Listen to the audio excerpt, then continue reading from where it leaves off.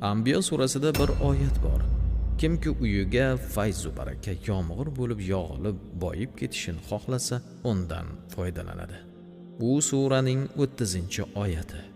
Tun yarmidan o'tganda tahorat olib, hech kimga ko'rinmay bu oyatni ozgina yomg'ir suviga 70 marotaba dam solib, uyning har xonasining 4 burchagiga sochib chiqilsa, u uyga Allohning marhamati ila mol dunyo kirib kela boshlaydi.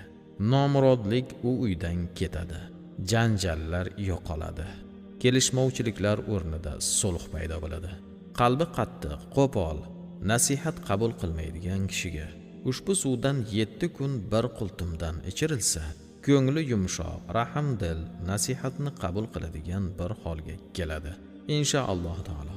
To'lg'oq olgan ayolga ozgina suvga dam solib ichirilsa, oson tavallud qiladi. Yoki homilador ayol ushbu oyatni o'ziga dam solsa yoki dam soldirsa, bolasi yaxshi rivojlanib, oson tug'iladi.